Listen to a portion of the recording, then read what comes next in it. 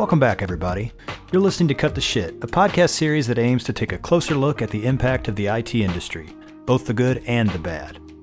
Cut the Shit is brought to you by Plow Networks, a managed IT services company based just outside Nashville, Tennessee. I'm Bryan Link, COO here at Plow, and I'll be your host for this series. I'll ask questions, and with the help of our guests, try to dig deep on some of the key challenges we all face dealing with IT. So with that, let's cut the shit and get started. On today's episode, I am super excited to have Jason Beaty as our guest.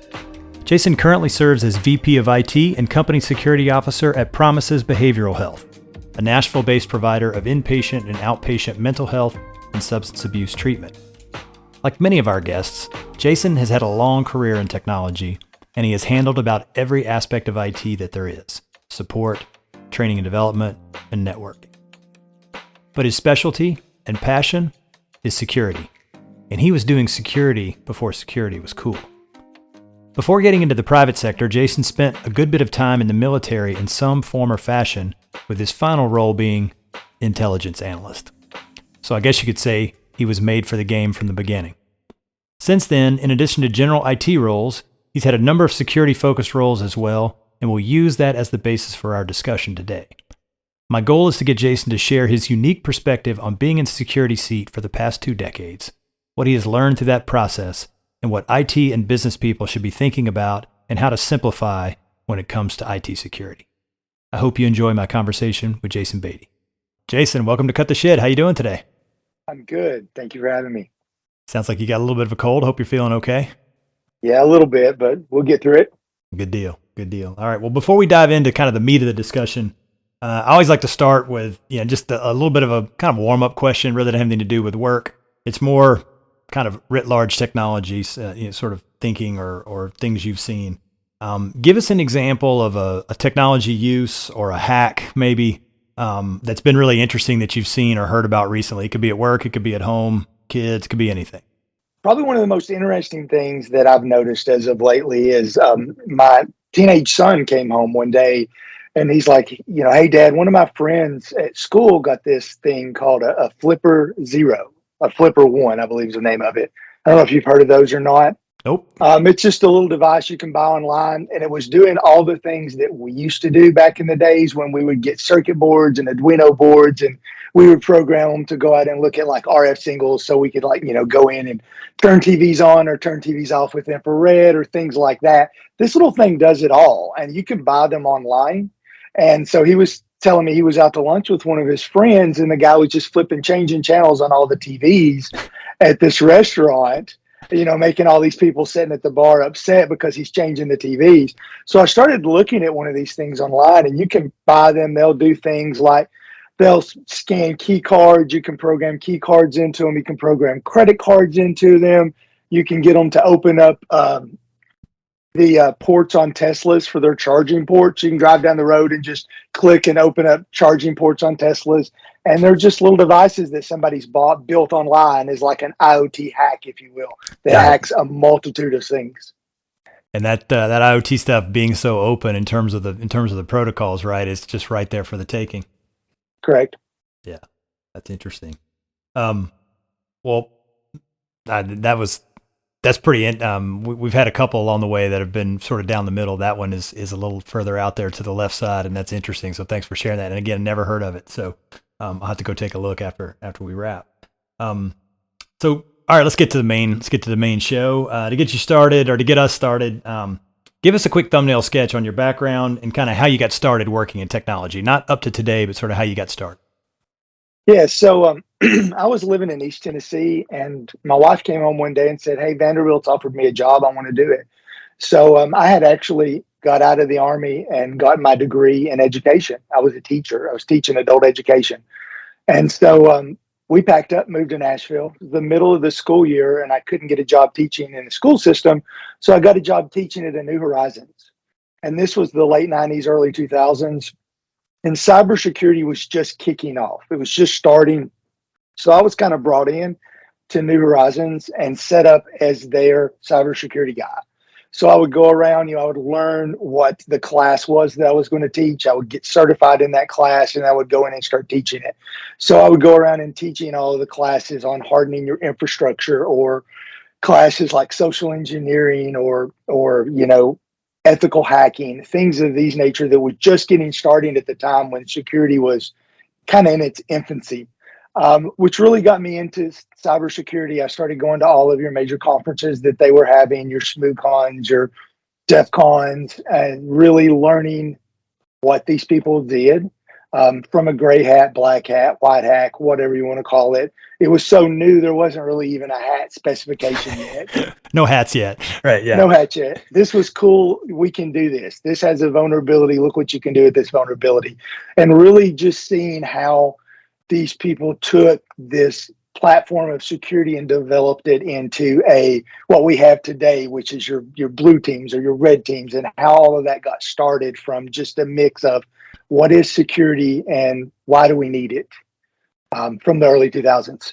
So, that got me into security. I worked for a national laboratory here in Nashville, building their security platform out. When the Target breach happened, and security really started getting into the forefront of industry, I was hired on by a Fortune 15 company to go in and help build their security out. I did that for a while, and then all of a sudden I got into the world of behavioral health and addiction treatment. Behavioral health and addiction treatment does fall under your HIPAA regulations. So I really had to get into compliance. And the first one I really cut my teeth with was one that actually went public.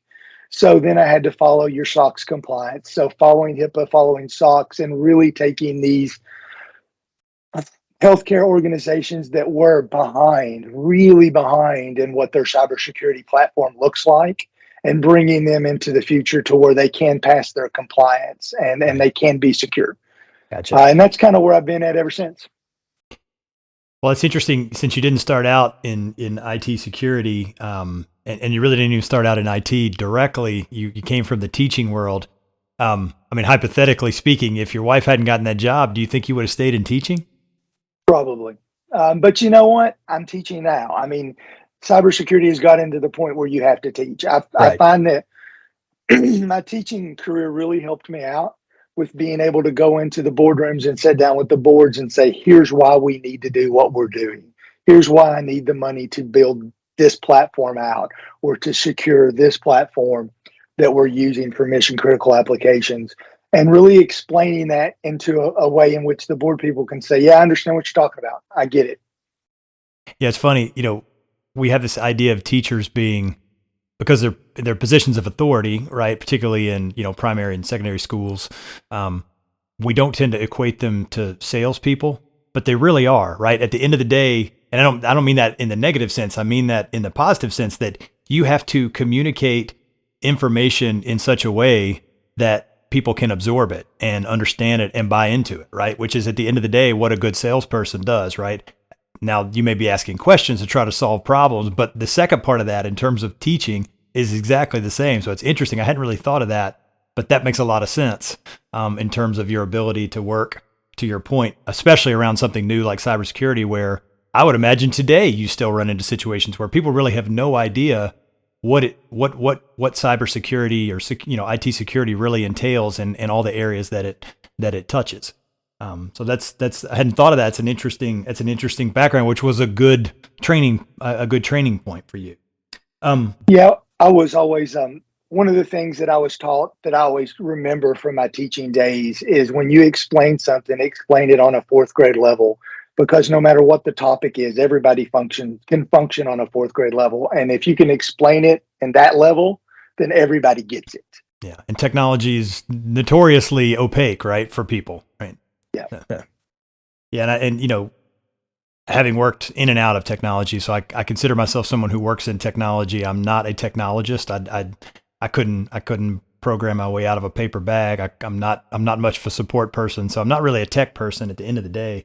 I feel a little bit like a poser in certain ways. But I also think that helps me a little bit, because I'm willing to ask questions and say, I don't know what that means. And we as an industry are notorious for making things less clear, not more clear, when we talk about them. And so I think a dose of fourth graderism is probably needed on a daily basis, for sure. So one of the things you mentioned when talking about your career, you obviously switched from teaching to IT. but with the big dose of security. But as your career has evolved, you've moved between security and what I'd call more general IT roles.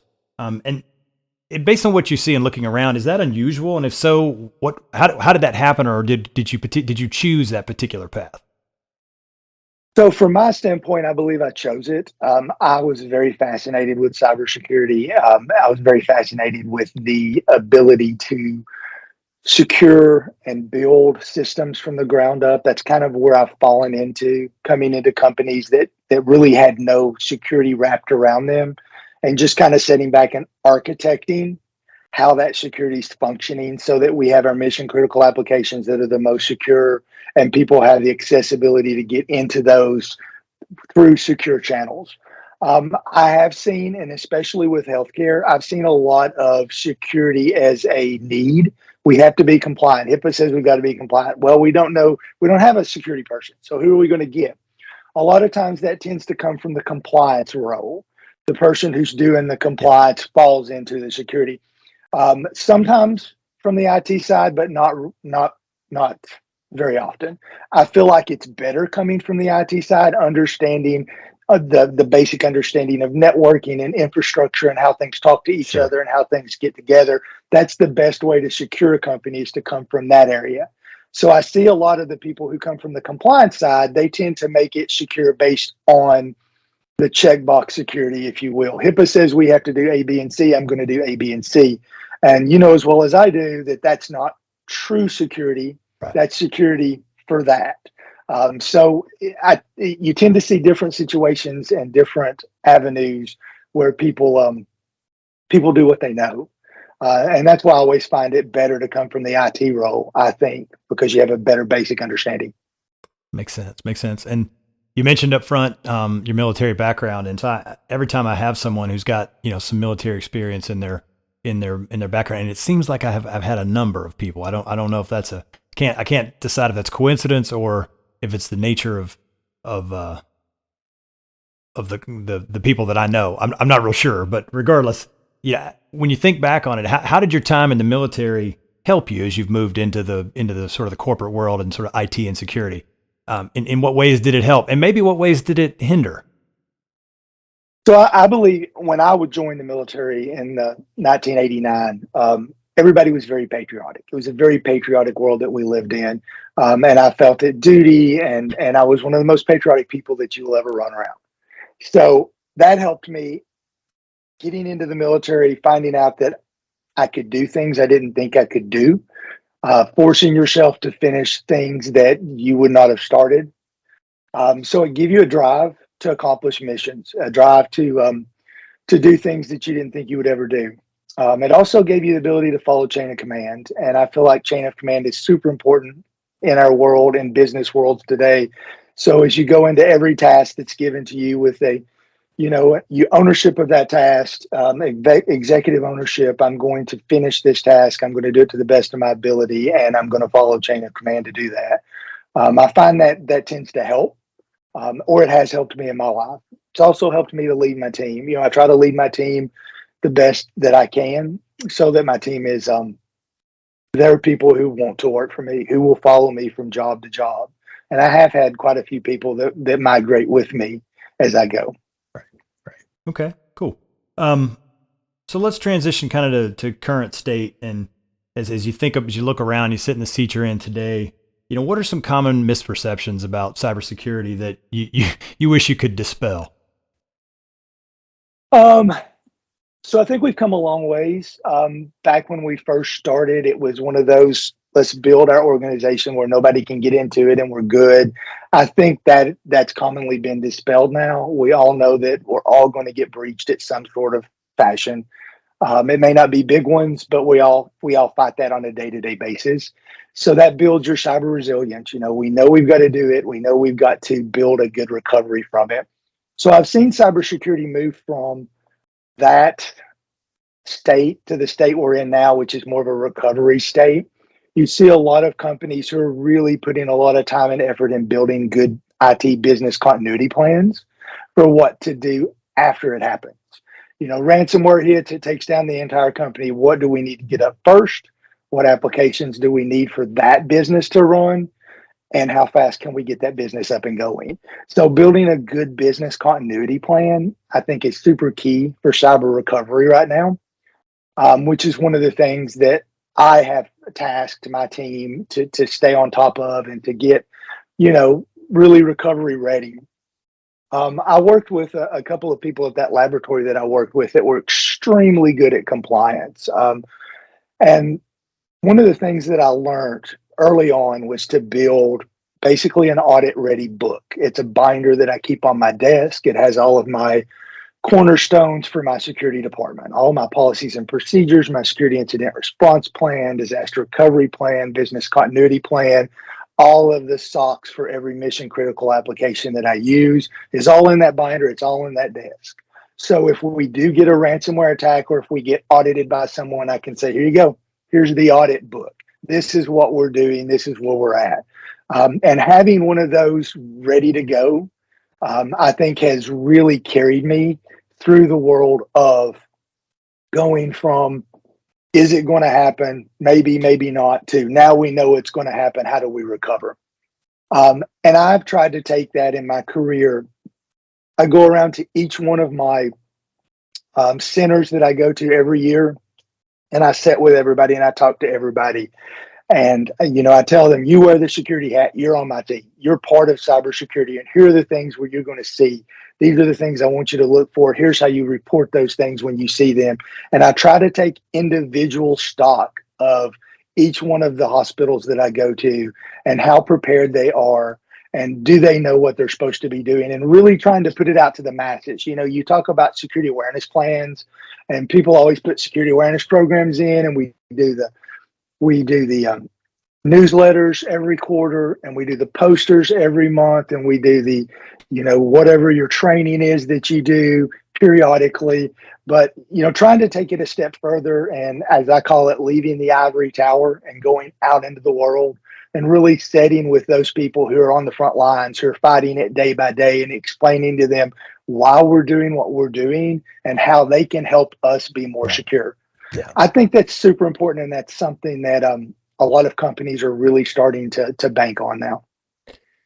And have, particularly in the world you live in, which is a HIPAA compliant world, or a requirement to be HIPAA compliant, recovery, versus prevention sounds problematic to my ears. Both, it's realistic, but it also sounds problematic. Are the regulators, where are their heads around this particular issue?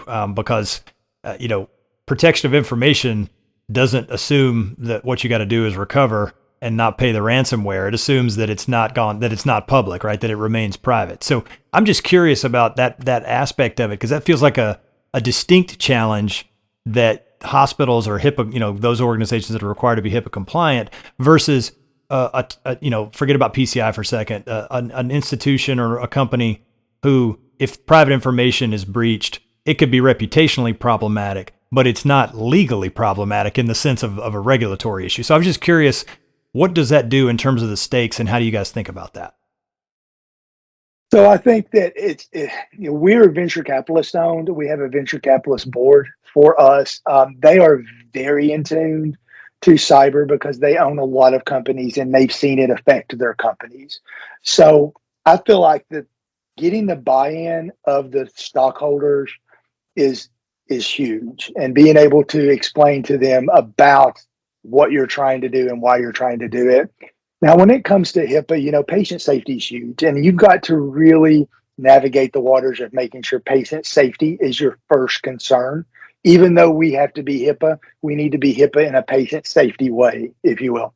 So that's why I tell this to my board all the time. I'm going to these centers because I want to sit down with that nurse and I want to talk to her about her job, because I want to build policies and procedures that keep us HIPAA required and safe, but also doesn't stop her from doing her job, because her job is super important to what we do. Right. So really getting into the weeds and seeing what is the process. I sit down with my billers all the time and I look at the process of how they pay bills. I sit down with my nurses all the time and I look at the process of how they do rounds, and I make sure that I can keep them. And it may be a technology change. And there's times when I have to go back to the board and say, look, I need this amount of money because I'm going to buy these iPads because I want to use these iPads for rounding because this is more secure than what we're doing. Right. Because, and trying to put technology into that. I used to tell people all the time when I was teaching classes, and I'm sure you've heard of the CIA model of security. You've got your accessibility on the top of your triangle, and your confidentiality, and your data integrity. And I tell people all the time, we can be 100% secure. All we got to do is shut down business and go play golf, and we're good. Right. That's right. But the accessibility is going to continue to ask. They're continuing to ask for things because they want to be able to do their job. And I tell people, I'm going to be the bad guy. I'm going to continue to ask questions back, because what I would like to do is I would like to make the gap in that triangle as small as possible, because inside of that gap is what I'm worried about. That's what I have to secure. So I'm not asking to be mean. I'm asking to get that gap as little as can be, so I can build my tools in there and audit inside of the gap.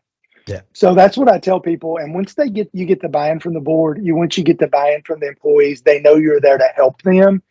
Then I find doing cybersecurity is a lot easier, because everybody, the people that I worry about the most, they're the people that are going to call me on my personal cell phone as soon as they see something weird, because I have their buy-in. And Right. That's what I want. I want them to call me. Yeah. Makes sense. Let's talk specifically about maybe some of the stuff you've been seeing lately. Bad actors are notoriously creative. And so as the threats have, how have the threats evolved, I guess would be a simple way of asking, particularly in the last 2-3 years, maybe post-COVID, or maybe even going back before. Are there things of significantly different that you guys are seeing, or is it just more sophisticated versions of what was already happening, in the past, going back maybe 8 to 10 years ago? Yeah, so I tell people all the time, gone are the days of the Nigerian princes, right? You don't see those anymore. Right. Things are getting very specific.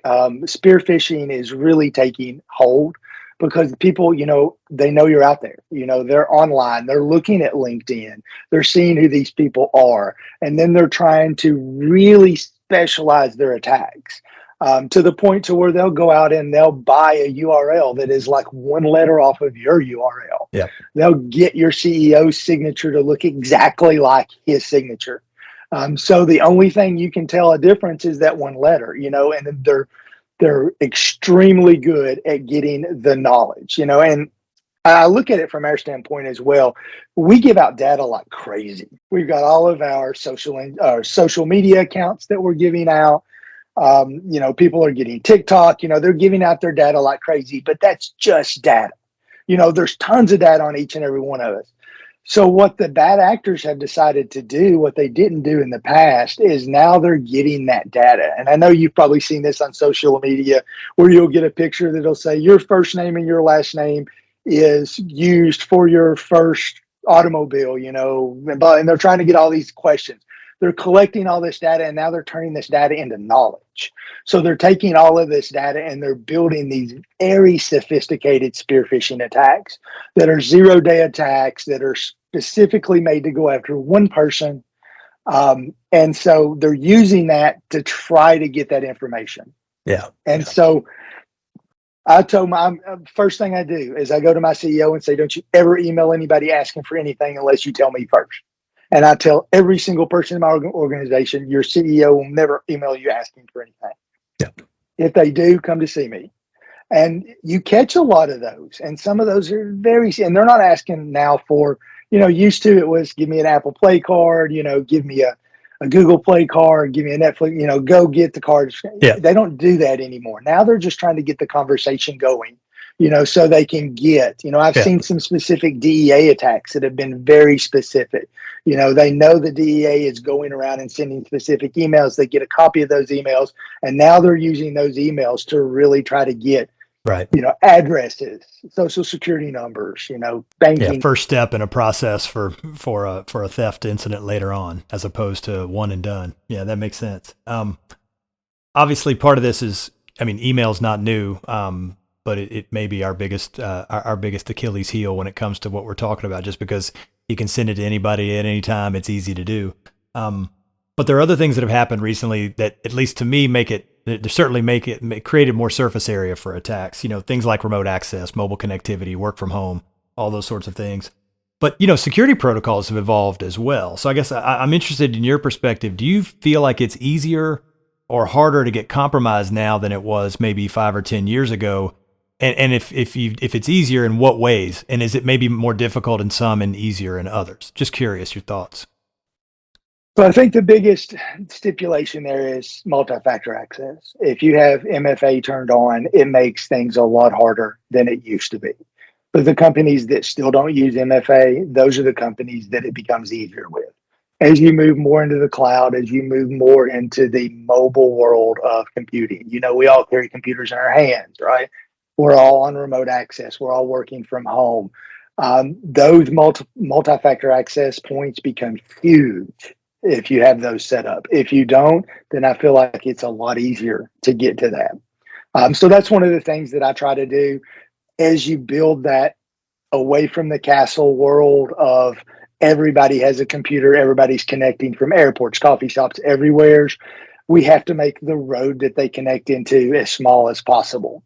The one way in and out of the castle with the velvet rope. And then we wrap our audit and our security around that, your Yeah. CASP solutions, your logging solutions, and Yeah. your multi-factor access. So that's where I feel like if you're doing what you're supposed to do at cybersecurity and you're putting those tools into place and they're the correct tools for your organization, I feel like you can make it a lot harder for people to get into your organization.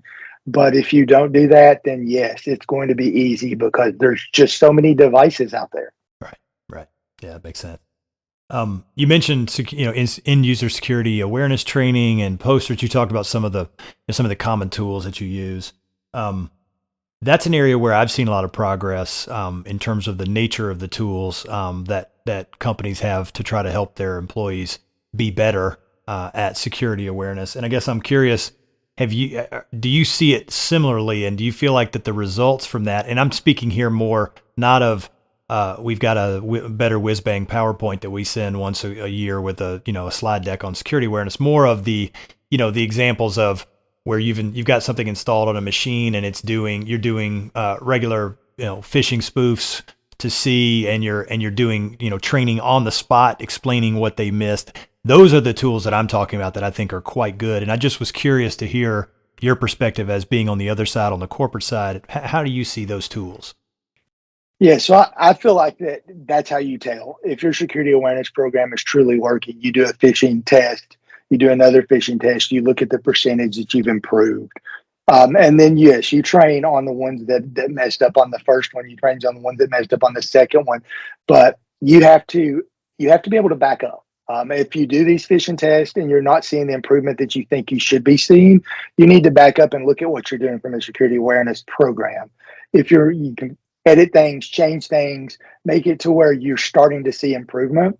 It's the same thing as, like you said earlier when you're teaching classes. If the kids aren't getting it, you stop and you turn around and you figure out the way you're teaching it and you find a better way to teach it. And we've done that. I've switched, I've completely thrown away my training materials and started from scratch because I don't feel like I'm getting the improvement or the test scores to be as good as I want them to be. And that first versus that second phishing attack. And I make them, my first one is usually fairly simple. It's pretty easy to tell. It's coming from a Gmail address. Right. They've misspelled all these words. My second one is not easy to tell. It's coming from my URL address. It is, very well written. It's one that's very easy to click on. And my click rate tends to go up more than it should. But I want that because I Right. want to be able to train. Yeah, that makes sense. Makes sense. Yeah, I just feel like that's as the weakest link, not to play on my own name, but the weakest link is always the end user, the end user employee, right? The person who's not in IT, right? Who doesn't live in this world every day. They're, to your point, they're trying to get a job done. And they're there, right? That's the person that we have to worry about in the context of security within a company. There's just no other way around it. And at least for me, it's always been sort of one extreme to the other. You've got the frontline folks who have a tendency to, be less exposed to technology and maybe less involved in it, and so are vulnerable. And then you have those at the most senior level who are oftentimes as vulnerable for different reasons, right? And so you kind of got to work both sides of the aisle to try to achieve some safety. It seems like. Yeah, like I said before, that person on the front line who I feel like is the absolute worst security professional is probably the best nurse that you could ask, or the best therapist that you can ask for. So in order to, I want them to do their job and I want them to continue to be the best that they can be. And I also want them to be my best friend. So Right. I spend extra time with those people. And I really sit down with them and make sure that they're the ones who call me when they see something. Yeah. And it's like a lot of your major breaches that have happened in the past, if you study through your Targets and your Home Depots, those are the ones that they lived on those servers for a long time before they ever knew they were happening. You know, I know that they're going to click on something they shouldn't. That's going to happen. What I want them to call me immediately and go, "Ooh, hey, I accidentally did this." Yeah. Then I can take care of it then and there, and it doesn't fall into that major breach problem. Yeah. Tripwires are always, if the more you can have, the better off you are from that perspective. Right. So, we haven't really mentioned it, but it falls, or at least it sort of dovetails directly with this, which is, the cybersecurity insurance, which is a new, a pretty new, it's very new insurance product. When you think about how old insurance is, right? Cybersecurity insurance has only been around, 20 or 30 years max, probably. So it's the baby. It's brand new. When you think about that within the context of your role and within the company the companies that you've worked for, how do you think about cybersecurity insurance? Do you see it as a tool in the toolkit, so to speak, or is it more just a financial risk hedge with the inevitability of breach, and you're hoping that's there as a stop loss on the top side? So I find it very interesting when I first started doing the cyber insurance renewals back in the day. They were very generic. They were almost like taking a HIPAA compliance thing. It's recommended, but it's not required. Basically, on certain things. The last 3 or 4 years, they have come very specific to the point to where they're even naming tools. Do you or have you ever used this tool in the past? Because once these tools start getting breached, then they're starting, and it's almost like they're grabbing at that type of information. Oh, we need to make sure and we need to put in a renewal plan to ask them if they've used this tool in the past because it has a problem. So I've seen that come a long ways. I was actually just on the last couple months with our insurance providers reworking our cyber renewal. They're always going up. They're always asking more specific questions, and they're getting very good at their questions. What do you have as an MFA? How long have you had this in place? And I feel like that, to your point, I feel like it is a tool. I feel like I've almost used it as an audit tool. Okay, Exactly. I'm going to use that as my Yeah. audit tool to look and see what's going on, and do I need to put money and time in this application going forward?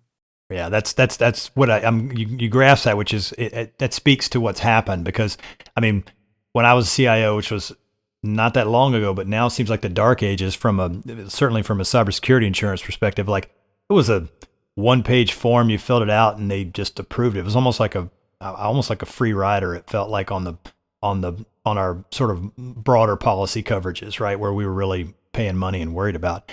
And the folks, no offense to the insurance people, but like, they didn't know anything about cyber. They certainly weren't going to help me with any kind of audit. They didn't know a thing about it. If I'd asked them, they'd been like, I don't know. And there might have been 3 people at their company who even knew about it. That script has completely flipped, mainly because they got hammered, with claims more recently. So they've gone to school in a big way. And I'm like you, I think it's actually a useful tool now, if nothing else, to go through the process to help you figure out, hey, what are the biggest risks out there? Because that's their job, is to understand the risk. And I think they've gotten there. So I've seen that flip for sure. And thanks for sharing that, because I was wondering if you were seeing that the same way. All right, well, listen, go ahead. Sorry. I feel like the last cyber insurance renewal I went through was better than a lot of audits that I went through 5 years ago. Yeah, that's a big difference. Yeah, big difference. All right, well, I've kept you for a while. Final question on the business side, then a couple of kind of, I'll call them personal questions. They're not really personal questions, but they're not necessarily related to your job. And then we'll close it out and let you get back to it. When you think about the current state of cybersecurity and sort of where we are today, do you feel optimistic or pessimistic about its future? And maybe that could be a short-term view and a longer-term view. So I feel very optimistic, and the reason why I feel that way is when I first started in cybersecurity, people would either say, "What's that?" or "I don't care about that," or "I don't want to learn about that." Take MDM Solutions is a great example. When MDM Solutions first came out, people were like, nope, I don't want an MDM solution on my phone. Yep. Well, wait a minute. It's there to help you. No. It's going to see everything I've got. I don't know anything about security. I don't care anything about security. I don't want it. And so that was the whole mentality of what cybersecurity was. If you didn't know about it, you didn't want to learn about it. But because we are where we're at, and cybersecurity touches each and every one of us, it touches us from a corporate standpoint. It touches us from a compliance standpoint. It touches us from a personal standpoint, a social media standpoint. You have to know about it. You can't put your head in the dirt and forget it exists. So that has brought it to the forefront. So now when I teach classes, and I teach a class every week to all my new hires, I take 30 minutes to my new hires. I introduce myself. I talk to them about what it is to work for my company, what I expect of them from a compliance standpoint, and how to get in touch with me if they need me. The questions that I get from personal life, oh, I've seen that, or oh yeah, I had identity theft, or I got my credit card stolen. Now that it's become so broad, I feel like people are buying into what can I do to make it better? Right. What can I do to protect myself and to protect my company? And that's where I'm optimistic. Now you have buy-in from individual people working for your company on how to better serve the company and serve themselves. Everybody wants to know. Makes sense. Yeah. I mean, if the end user is the point of entry, then awareness and caring are our two strongest weapons we've got against that. Right. So. Right. For sure. All right. Well, let's wrap up with a couple of personal things and let you go. I know you're like most people, you're busy, you got a lot going on in your life, but I'm guessing you get at least some time to spend on other things. And so tell us about something you've watched or read lately that you think others ought to check out. One of the things that I read recently was called Extreme Ownership. It was written by a Navy SEAL guy. Jocko. Yeah. And I'm not sure if you read this, but it's a really good, if you take this into the business world of what you need to do as a leader, I think this is a great guide to being a great leader in an organization, taking your ownership and how to do that properly in order to serve your people better. And I mean, you are your team. I tell my team this all the time. You know, I'm here to facilitate what you guys do. It's all you guys. And whatever I can do to make your life easier and help you get your job done, because that's what IT is. IT is you doing your job. And I want you to do it to the best of your ability. So I kind of pull myself out of the way. It's not me doing it. It's these guys doing it and how I can help them. This really helped me look at that in a better way. So I think it's a great book. Excellent. Yeah. Jocko Willink is, I've seen him interviewed some. I haven't read Extreme Ownership, but I've read, he also created a version of that for little kids. And I read that, which maybe that says something about me. I'm not sure, but I read it it was for a reason. But it's pretty clever and good stuff. And I've been meaning to read it. So, you've reminded me I need to put it back on my list. All right. Last question. Tell us about your first technology memory as a child. And it can't be like TV or the phone, because that's boring. No, let's see. When I was in sixth grade, I grew up in a very small little town in East Tennessee. And when I was in sixth grade, the state went out and bought Apple IIes for everybody. And so I got to class early. I was sitting in there and I popped the back off that computer and started popping the chips out to see what they did. And the teacher came in and had a cow because I had almost completely taken that thing apart. I put it back together and it worked fine, but that was my first true dive, because I used to do that all the time. You know, I took TVs apart, VCRs apart, you know, everything I would get that we threw away, I would have to take it apart, see what made it work, what made it tick, right? I had the drawer full of random screws when I was like in sixth grade, right? I already had my drawer set up. So that was it. You know, what are these ISA cards in here? How do they work? You know, and really taking that stuff apart and putting it back together. So that was my first true thing. My mom thought it was interesting, bought me a Commodore 64, and that got me started down the world where I'm at today. And it never stopped. Yeah. Got it. Excellent. All right, Jason. Well, listen, we'll wrap there and let you get back to work. Thanks again for taking time to be on Cut the Shit. We really appreciate it. And thank you for being a customer of ours. We enjoy serving you and hope we can continue to do a good job for you. Well, thank you for having me. I enjoyed it. We hope you enjoyed this episode. If you are enjoying the podcast, We'd appreciate it if you would become a subscriber wherever you get your podcasts. And if you could rate and review the show on Apple Podcasts and Spotify, that would really help us out. Or you can just go old school and tell your friends, your family, your colleagues, and hell, anybody else who you think might want to hear something like this to listen in. If you're on social media, make sure to follow us on Twitter. Our handle is @cuttheshit_pod. We are also on TikTok @cuttheshitpod, all one word, where we post lots of clips from the podcast. And last but not least, you can also watch the YouTube version of the show on our YouTube channel @Plow Networks. Until next time, take care and have a great day.